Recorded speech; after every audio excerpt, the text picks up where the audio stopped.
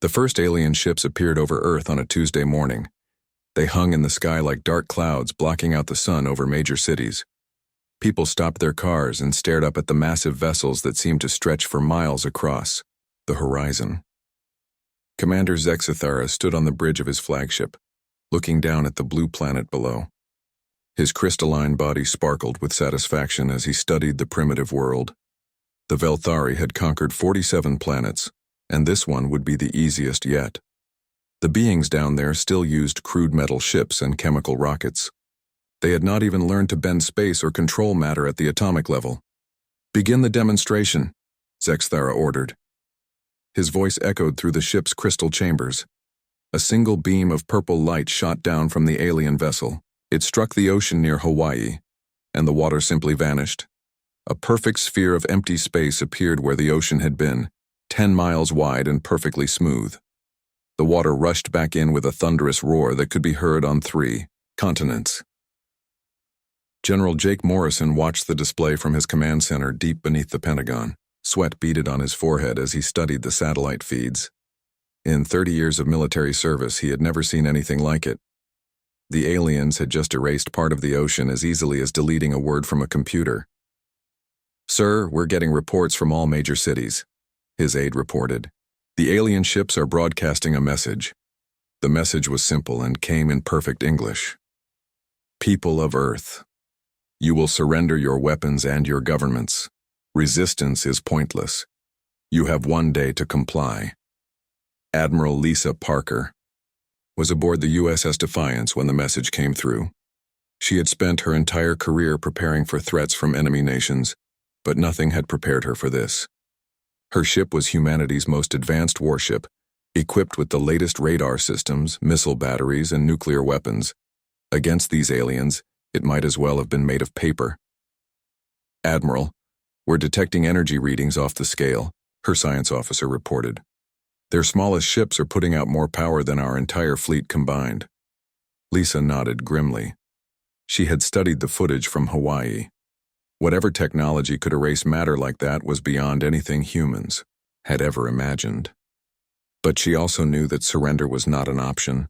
Humanity had not come this far by giving up when faced with impossible odds. Captain Ryan Foster commanded one of the patrol ships stationed near the alien fleet. His vessel was tiny compared to the massive alien ships, but he held his position. Orders were orders, and his orders were to observe and report. "Captain, they're launching something," his radar operator called out. A small craft emerged from the alien flagship. It was sleek and silver, moving without any visible means of propulsion. It approached Ryan's ship slowly, almost casually. "Sir, they're scanning us," the communications officer reported. "I'm reading energy patterns I've never seen before." The alien craft circled Ryan's ship once, then twice. Through the viewports, the crew could see strange lights playing across the alien hull. Then, without warning, every system on Ryan's ship went dead. Engines, weapons, life support, even the emergency batteries. Everything stopped working at once. The alien craft held position nearby for exactly 60 seconds, then flew back to its mothership. One by one, Ryan's systems came back online. Nothing was damaged. Nothing was destroyed. The aliens had simply turned off his entire ship like flipping a light switch, then turned it back on to prove they could. "Message received," Ryan whispered to himself. Dr. Amy Chen was working late in her laboratory when the aliens arrived. As a theoretical physicist, she had spent years studying the limits of what was possible. Energy shields, matter disintegration, faster-than-light travel. These were things that existed only in theory, mathematical equations that described impossible physics. But the aliens made the impossible look routine. Their ships moved without inertia, stopped without momentum, and turned without angular forces. They were violating every law of physics Amy had ever learned, yet somehow making it work. She watched the news reports with growing fascination.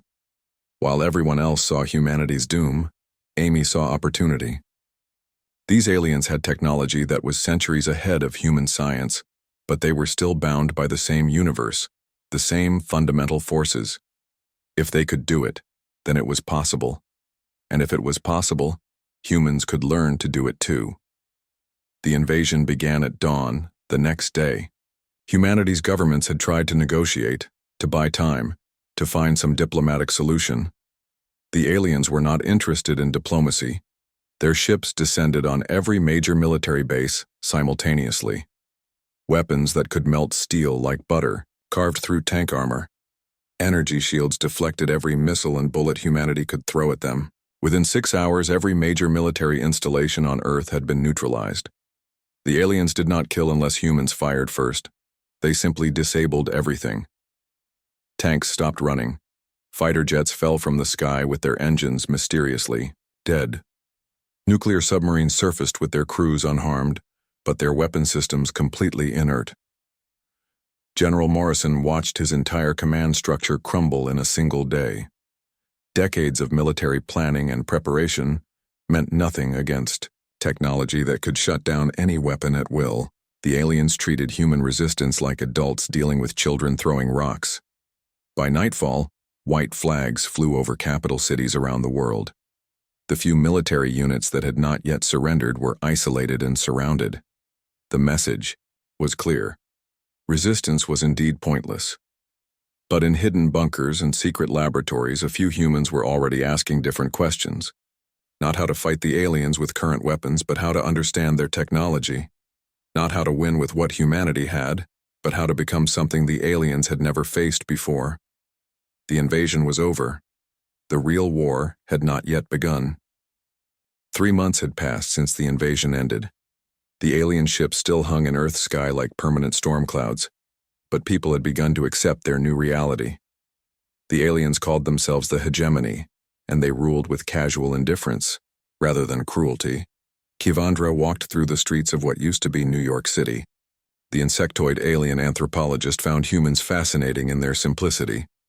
Unlike other conquered species that required constant monitoring or brutal suppression, humans had adapted to occupation with remarkable ease. They went to work, followed orders, and caused very little trouble. Most cooperative species we have encountered, Kivandra reported to the Hegemony Council. No significant resistance movements detected. They appear to accept their situation as permanent. But Kivandra did not see everything. In the mountains of Colorado, Colonel Matt Rodriguez crouched in a cave system that had been carved out by human hands over the past 3 months. The aliens had sensors that could detect metal and electronics from orbit, but they had never bothered to scan for simple caves dug with old-fashioned tools. "How many more sites do we have operational?" Matt asked his communications officer. 47. "Confirmed, sir. Maybe a dozen more coming online this week." Matt nodded. The resistance was growing, but not in ways the aliens would recognize. No grand armies or massive weapon stockpiles. Instead, small groups of people scattered across the globe, connected by methods so primitive the aliens never thought to monitor them. Dr. Amy Chen had been moved to a work camp where humans maintained alien equipment. The aliens considered this safe because humans lacked the knowledge to understand their technology. They were wrong on both counts.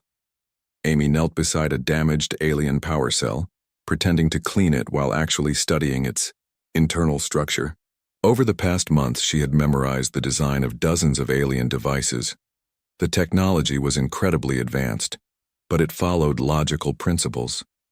More importantly, it had weaknesses.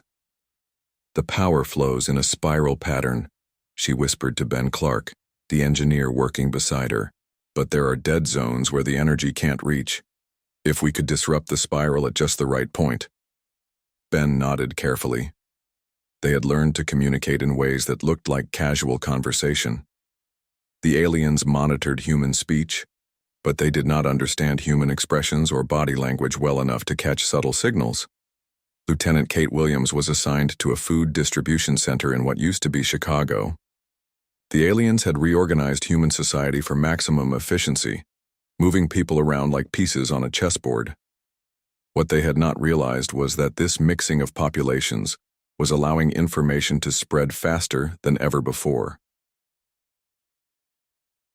Kate had been a military intelligence officer before the invasion. Now she used those same skills to map alien patrol patterns, identify weak points in their security, and pass that information along through a network the aliens never suspected existed. "Package for Sector 7, she would say to a delivery worker, handing over food supplies. Hidden in the packaging was a detailed report on alien troop movements. The delivery worker would carry it to Sector 7, where another resistance member would extract the information and pass it along. The aliens saw only humans doing their assigned jobs. They missed the intelligence network operating right under their noses. Sergeant Carlos Martinez had been captured during the invasion and assigned to a mining operation in Arizona. The aliens needed certain rare earth elements, and human labor was cheaper than deploying their own machines. Carlos worked the mines by day and planned by night. They rotate their guards every 6 hours, he told his fellow workers during a meal break. Same pattern, same routes. They think we're too stupid to notice. The aliens had made a crucial error. They assumed that because human technology was primitive, human intelligence was equally limited. They treated humans like simple animals that could be trained to perform basic tasks, but were incapable of complex planning or strategic thinking. This assumption was built into every aspect of their occupation. Security protocols designed to stop advanced civilizations with sophisticated technology. Monitoring systems that watched for electronic communications and energy weapons. Surveillance networks that tracked conventional military movements. None of it was designed to detect humans passing information through amateur radio broadcasts disguised as music requests, or messages hidden in online video game chat rooms, or simple hand signals passed between workers in plain sight of alien overseers. The hegemony had conquered 47 worlds, but every previous species had followed predictable patterns. They either fought with conventional armies that could be defeated in battle, or they submitted completely and remained passive. Humans were doing something different, something the aliens had never encountered before. They were learning. Dr. Chen made her breakthrough on a rainy Thursday morning. She was examining an alien tool that had malfunctioned when she realized that human neural patterns gave them an unexpected advantage. The aliens had evolved on worlds with stable, predictable environments. Their minds worked in logical, sequential patterns. Human brains had evolved to survive on Earth where conditions changed rapidly and unpredictably. This had given humans something the aliens lacked: the ability to process multiple possibilities simultaneously and find connections between seemingly unrelated things. When Amy looked at alien technology, she did not see it the way its creators intended. She saw patterns they had missed, shortcuts they had never considered, and vulnerabilities they had never imagined. "Ben," she whispered excitedly, "I know how their shields work, and I know how to bring them down." Meanwhile, Captain Ryan Foster was officially listed as missing in action, presumed dead. His ship had been destroyed during the invasion, and no trace of him had been found. The aliens had moved on to other concerns months ago, but Ryan was very much alive. He had been pulled from the wreckage by other survivors and hidden in an underground facility that the aliens did not know existed. While the world above ground adjusted to occupation, Ryan and his team had been building something new. Using salvaged alien components and human ingenuity, they were creating weapons and tools that were neither fully human nor fully alien. Hybrid technology that combined the best of both worlds. The aliens continued their routine patrols and resource gathering, confident that Earth was just another conquered world. They had no idea that beneath their feet, humanity was preparing to show them what humans did best: adapt, learn, and survive against impossible odds. 6 months after the invasion, strange things began happening across the occupied world. Small things at first. An alien supply convoy would leave one city and simply never arrive at its destination. A communication relay would stop working for no apparent reason. Equipment would malfunction in ways that seemed random but happened far too often to be coincidence. Commander Zex Thera studied the reports from his flagship with growing irritation. In the past month, they had lost contact with 17 patrol units, suffered 43 equipment failures, and experienced communication blackouts in major population centers. His technical staff claimed the problems were caused by Earth's primitive electromagnetic field interfering with their systems. "Impossible," Zexathara declared. Our technology has operated flawlessly on worlds with far more hostile environments. These failures follow no logical pattern. But Agent Nexvoid, the hegemony's chief investigator, had a different theory. Commander, I believe we are seeing isolated acts of sabotage. The humans appear to be conducting primitive guerrilla operations. Zexathera dismissed the idea with a wave of his crystalline hand. Humans lack the knowledge to interfere with our technology. They can barely understand their own primitive devices. These are system malfunctions, nothing more. Neither alien realized that they were both right and both wrong. The equipment failures were indeed sabotage, but they were being carried out by humans who now understood alien technology better than the aliens suspected. Commander Tony Blake had spent his entire military career planning for unconventional warfare. Before the invasion, he had been tasked with developing strategies for fighting enemies with superior technology. Now, those theoretical plans had become deadly reality. From his hidden command center in the Appalachian Mountains, Tony coordinated resistance cells across 6 continents. But unlike traditional guerrilla movements, his network operated on principles the aliens could not comprehend.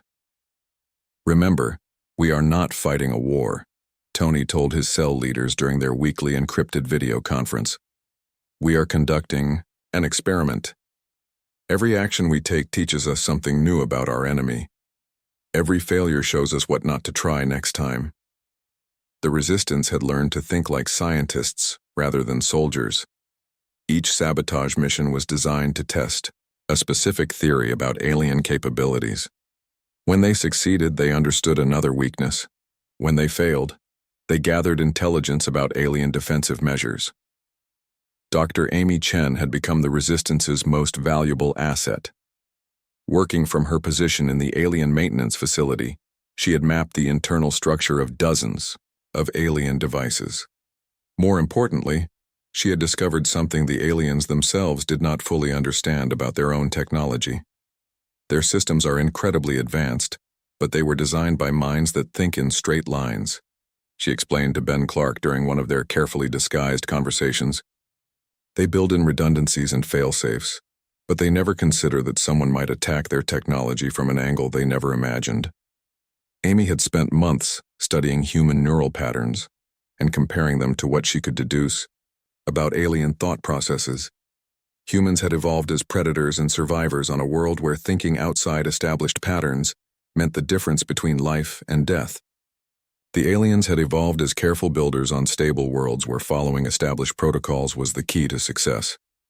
This difference was becoming humanity's greatest advantage. Lieutenant Kate Williams had transformed her food distribution center into an intelligence hub. Information flowed through her network faster than ever before, but the aliens saw only humans performing their assigned tasks with acceptable efficiency. Sector 12 reports unusual patrol patterns, Kate noted, during her daily briefing disguised as inventory management.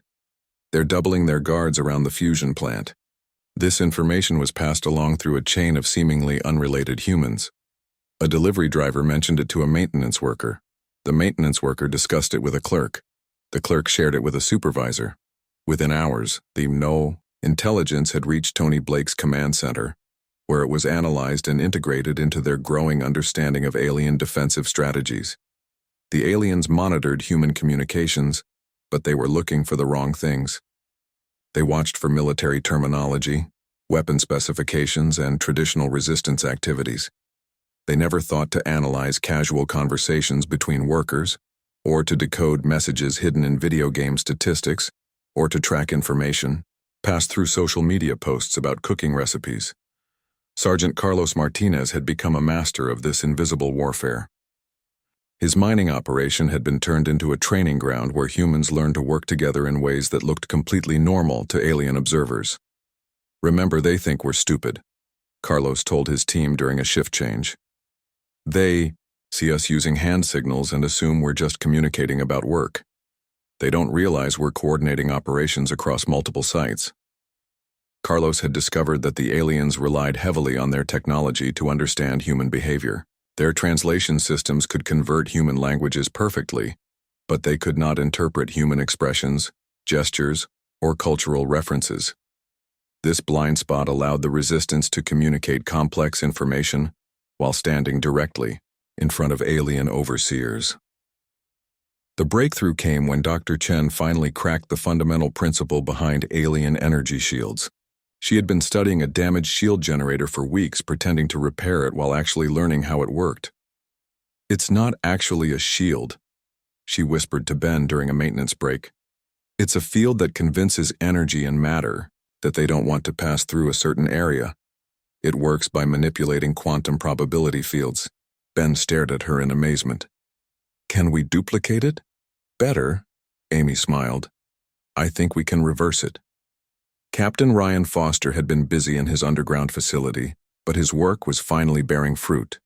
Using components salvaged from alien technology and human manufacturing techniques, his team had created something unprecedented: hybrid devices that combined alien capabilities with human adaptability. "It's not as advanced as pure alien technology," Ryan explained to his engineering team. "But it's something they've never seen before. Their sensors are designed to detect their own technology or primitive human devices. This falls somewhere in between." The first test came when Carlos Martinez's mining team staged what looked like an industrial accident. A piece of heavy machinery apparently malfunctioned and damaged an alien sensor array. The aliens sent a repair team immediately, but by the time they arrived, the accident had been cleaned up and everything appeared normal. What the aliens did not realize was that human saboteurs had used the fake accident to plant one of Ryan's hybrid devices inside their sensor network.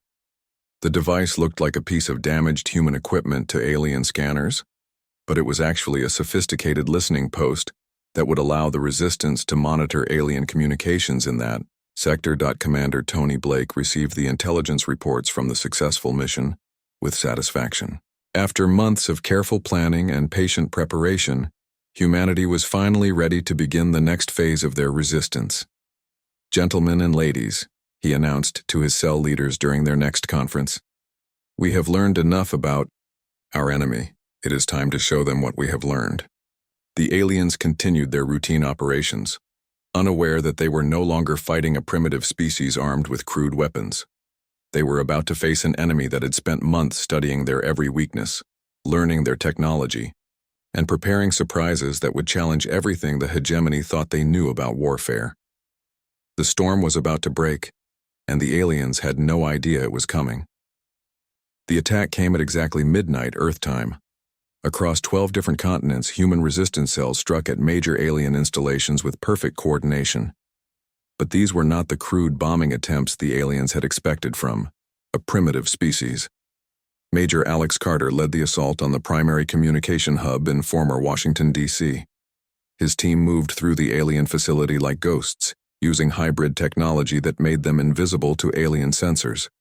They planted devices that looked like simple human electronics, but contained alien components reconfigured in ways the original designers had never imagined. "Package delivered," Alex whispered into his communicator. "Moving to secondary target." Across the globe, similar teams were carrying out identical missions. The aliens detected no intruders, no weapons fire, no explosions. To their sensors, the facilities remained completely secure. Only later would they discover that their most critical systems had been compromised from within. Commander Zexathara was awakened by emergency alarms throughout his flagship. His communication officers were frantically trying to re-establish contact with ground installations, but their reports made no sense. "Sir, we're receiving contradictory data from all major sites," his aide reported. "The systems show normal operation, but we're getting no response to direct communications. Send investigation teams immediately," Zexathara ordered. But even as he spoke, he felt a growing unease. These were not random equipment failures. The pattern was too precise, too coordinated. Dr. Amy Chen watched from her workstation as alien technicians rushed to repair systems that appeared to be functioning normally. She had spent months learning to think like alien technology, and now she was using that knowledge to make their own systems lie to them. The devices her teams had planted were sending false data to alien sensors while simultaneously gathering intelligence about alien operations. To the aliens, everything looked normal. In reality, humans now had access to the hegemony's most secure communication networks. Phase 1 complete, Amy whispered to Ben Clark. We're inside their systems. Ben nodded, barely able to contain his excitement. For months, they had been blind, fighting an enemy they could not understand. Now they could see through alien eyes, hear their communications and predict their movements. Lieutenant Kate Williams received confirmation that the intelligence network was operational through a message hidden in a breakfast menu. The Resistance now had access to alien patrol schedules, supply routes, and strategic planning sessions. The hunters had become the hunted, though the aliens did not yet realize it. The first sign of trouble came 3 days later. Agent Nexvoid was investigating reports of equipment malfunctions when he discovered something that should have been impossible. Human fingerprints inside a secured alien facility, but no record of any human ever being authorized to enter that area. Commander, I believe we have underestimated the humans, Nexvoid reported to Zexathara. These are not random acts of sabotage. Someone with detailed knowledge of our systems is conducting systematic infiltration. Zexathara studied the evidence with growing alarm. The fingerprints belonged to a human maintenance worker who had been assigned to a different facility 50 miles away. According to alien records, she had never left her assigned post, yet somehow she had gained access to one of their most secure installations. Impossible, Zexathara insisted. Our security systems would have detected any unauthorized intrusion. The humans lacked the technology to bypass our defenses.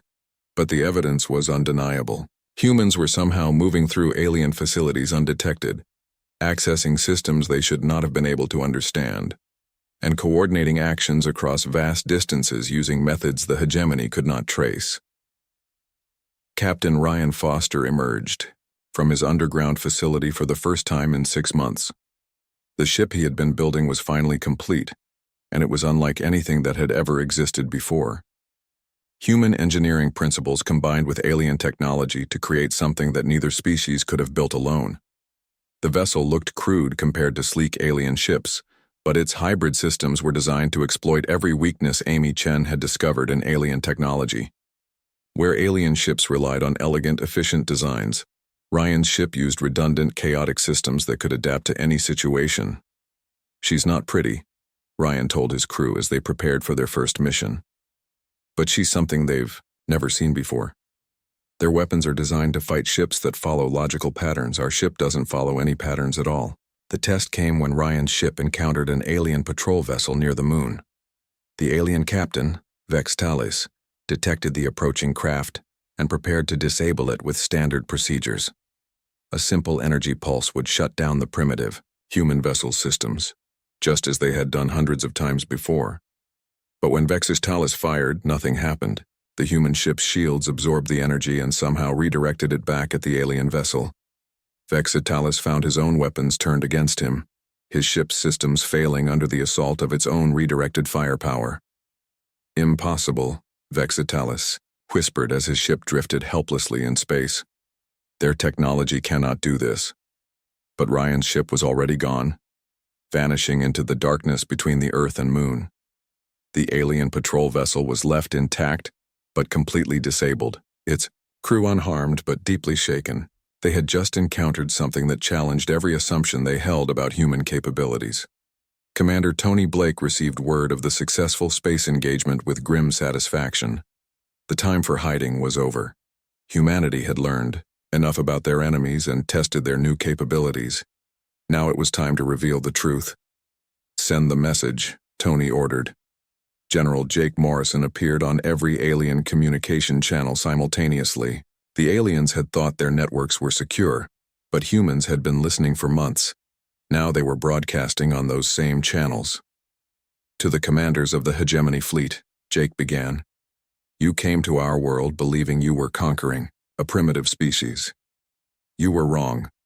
We have spent these months studying you, learning from you, and preparing for this moment. We are not the same humans you defeated 6 months ago. The message continued with detailed information about alien operations that should have been classified at the highest levels. Patrol schedules, supply routes, command structures, even personal communications between alien officers. The humans were demonstrating that they had been inside hegemony systems for months without being detected. "We are giving you one opportunity to withdraw from our world peacefully," Jake concluded. "If you choose to fight, you will discover that humanity is not what you thought we were. We are not a species that breaks under pressure. We are a species that becomes stronger when challenged." Commander Zexathara stared at the message in growing horror. The humans had not just penetrated their security. They had been conducting a comprehensive intelligence operation that would have impressed the hegemony's own spy networks. Worse, they had been doing it while appearing to cooperate with the occupation. "Sir, what are your orders?" his aide asked. Zexathara looked out at the blue planet below. For the first time since the invasion began, he wondered if the hegemony had made a terrible mistake. They had not conquered a primitive world. They had awakened something that might be far more dangerous than they had ever imagined. "Prepare all fleets for combat operations," he ordered, "and send word to the Hegemony Council. Tell them we may need reinforcements." The hegemony's response came at dawn. Every alien ship in Earth's orbit opened fire simultaneously, unleashing the full fury of their advanced weapons. They had decided that if humans would not surrender peacefully, they would be eliminated completely. But the barrage that should have turned Earth's surface into molten glass instead struck invisible barriers that appeared around every major population center. The alien weapons, designed to overwhelm any planetary defense, were being absorbed and redirected by shield systems that should not have existed. Commander Zexathara watched in disbelief as his fleet's most powerful weapons had no effect on the planet below. How is this possible? They had no planetary defense system 6 months ago. "Sir, we're detecting massive energy readings from the planet's surface," his science officer reported. "The humans appear to have constructed a global defense network, using our own technology." Dr. Amy Chen stood in the control center of what had once been NORAD, now transformed into humanity's primary defense command. Banks of hybrid computers processed information at speeds that rivaled alien systems, but with human intuition guiding every decision. "Their attack pattern follows standard hegemony doctrine," she reported to the command staff. "Concentrate firepower on major population centers, eliminate industrial capacity, then mop up survivors. But they're fighting the war they planned 6 months ago, not the war we're giving them today." Admiral Lisa Parker commanded the human fleet that emerged from hidden bases around the world. The ships looked nothing like the sleek alien vessels or the crude human warships of the past. They were something entirely new, designed by humans who had learned to think beyond the limitations of either species. "All ships engage at will," Lisa ordered. "Show them what humans do when we stop playing by their rules." The battle that followed was unlike anything in the galaxy's recorded history. The aliens fought with precise formations and calculated strategies that had conquered 47 worlds. The humans fought with chaos and creativity that made their every move unpredictable. Captain Ryan Foster led the charge in his hybrid ship, the Phoenix Rising. His vessel danced between alien formations, appearing and disappearing in ways that confused enemy sensors. Where alien ships moved in straight lines and perfect arcs, Ryan's ship moved like a living thing, adapting to each new threat with solutions the aliens had never imagined. "Target their command ship," Ryan ordered his crew. "Let's see how they handle a fight they can't predict." Lieutenant Kate Williams commanded a boarding party that materialized inside an alien cruiser through transportation technology the humans had stolen and improved upon. Her team moved through the ship's corridors with equipment that looked crude, but worked better than anything the aliens possessed. "Remember, they think like machines," Kate told her soldiers. "They expect us to follow logical attack patterns, so we do the illogical thing instead." Her team split up and attacked from 6 different directions simultaneously, using weapons that fired in unpredictable patterns and created effects the alien defenders could not counter. Where the aliens expected military precision, they got creative chaos that overwhelmed their tactical computers. Sergeant Carlos Martinez led the ground assault on the alien command center in former New York. His forces moved through the city like ghosts, using knowledge gained from months of careful observation to strike at targets the aliens thought were perfectly protected.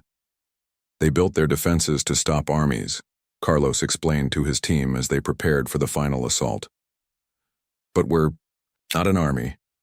We're survivors who learned how to fight by watching them.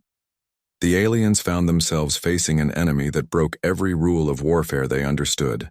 Human forces appeared where they should not have been able to go, fought with weapons that should not have worked, and coordinated attacks through methods that defied detection.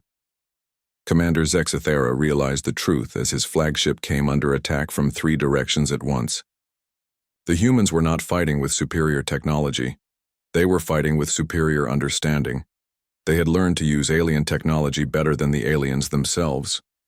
"All ships, retreat to safe distance," he ordered. But even as he spoke, he knew it was too late. The humans had turned Earth itself into a weapon, and there was nowhere in the solar system that would be safe from their reach. Colonel Matt Rodriguez coordinated the final phase of the assault from his mountain command center. Information flowed through the human network faster than light, processed by minds that had learned to think in ways the aliens could not match. "They're trying to escape," he reported to General Morrison. "Should we let them go?" Jake Morrison considered the question carefully. Humanity had proven its point. They had shown the hegemony that they were not a species to be conquered, but they had also learned something important about themselves in the process. "Open a channel to their flagship," Jake ordered. Commander Zexathera found himself facing the human general on his main screen. Behind Jake, Zexathera could see the faces of the humans who had orchestrated his defeat. Dr. Chen, who had learned alien technology faster than its creators. Admiral Parker, who had turned human desperation into tactical advantage.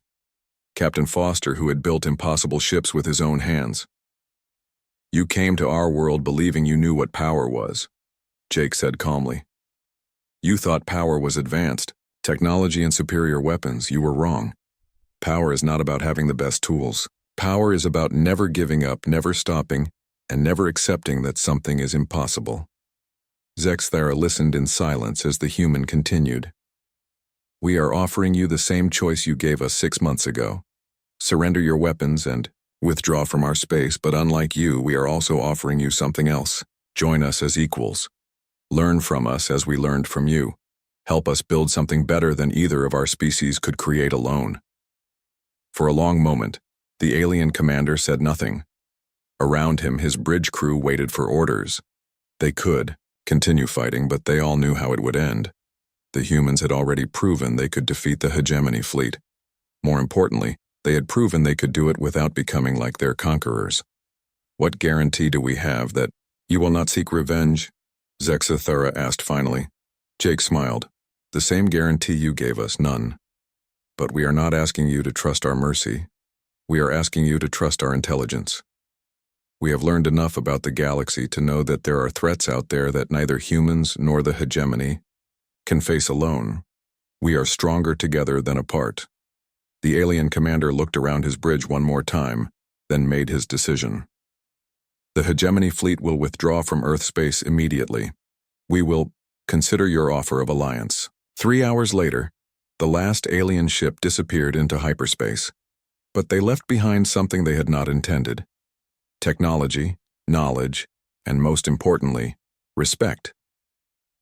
Captain Susan Hayes stood on the bridge of humanity's first interstellar exploration vessel as it prepared for its maiden voyage. The ship was built with the best of both human and alien technology, crewed by humans who had learned that there were no limits to what they could achieve.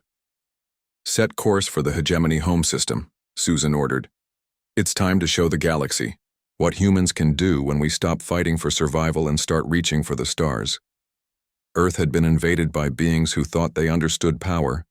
They had learned the hard way that true power was not about conquest or domination. True power was about becoming more than you ever thought possible, when everything seemed impossible, and humanity was just getting started.